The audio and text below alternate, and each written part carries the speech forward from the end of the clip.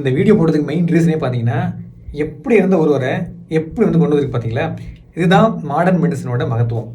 எந்த ஒரு சிஸ்டம் ஆகட்டும், சித்தா, யுனானி, ஹோமியோபதி எதுவாகட்டும், ஆயுர்வேதா எதுவாகட்டும், யாராலையும் இந்த மாதிரி உள்ள ஒருத்தரை எப்படி கொண்டு வர முடியாது.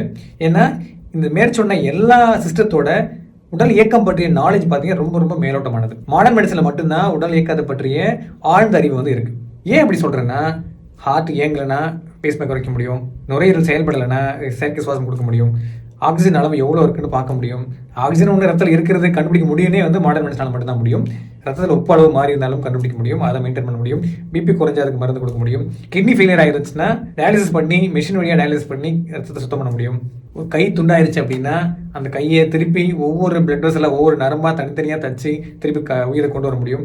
இந்த மாதிரி உடம்போட ஒவ்வொரு இயக்கத்தையும் தனித்தனியாக மெயின்டைன் பண்ணி உயிரை பிடிச்சி வச்சிருந்து அதை ரெக்கவரி ஆகிற வரைக்கும் வெயிட் பண்ணி அவரை திருப்பி நார்மல் கொண்டு வர முடியும். அது மாடர்ன் மெடிசன் மட்டும்தான் பாசிபிள். என்னை பொறுத்த வரைக்கும் இந்த பாரம்பரிய மருத்துவ முறைகள் எல்லாமே அந்த காலத்தில் அவங்களால எவ்வளோ முடியுமோ அவ்வளோ பண்ணாங்க. நம்ம நவீன மருத்துவம் வந்து இந்த பாரம்பரிய மருத்துவ முறைகளோட எவல்யூஷன் தான், பரிணாமம் தான் நவீன மருத்துவம். எப்படி வந்து ஓலைச்சுவடியிலேருந்து இப்போ செல்ஃபோன் வழியாக மெசேஜ் பண்ணுறோமோ அதே மாதிரி அந்த காலத்தில் வந்து பாரம்பரிய மருத்துவ முறையிலேருந்து இப்போ எவல்யூஷன் ஆகிட்டு நம்ம நவீன மருத்துவம் வந்திருக்கோம்.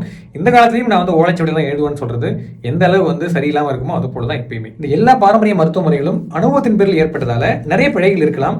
ஒரு சில நல்லதும் இருக்கும், அதை நம்ம எக்ஸ்ப்ளோர் தான் பண்ணணும். ஆனால் மாடர்ன் மெடிசன் இருக்கிற மாதிரி எதை மருந்தாக ஏற்றுக்கிறது அப்படிங்கிறதுக்கு சரியான ஸ்டாண்டர்ட் கிடையாது. ஒரு மருந்தையோ அல்லது ஒரு ட்ரீட்மெண்ட் ப்ரொசீஜரையோ ஒரு நோய்க்கு தீர்வாக ஏற்றுக்கிறதுக்கு என்னென்ன வழிமுறைகள், என்னென்ன ஸ்டாண்டர்ட் வந்து மாடர்ன் மெடிசன் ஃபாலோ பண்ணுது அப்படிங்கிறத தெளிவாக புரிஞ்சுக்கிட்டா தான் ஏன் வந்து பாரம்பரிய மருத்துவ முறையை நம்ம ஏற்றுக்க மாட்டோங்கிற பதில் வந்து நிறைய பேருக்கு புரியும்.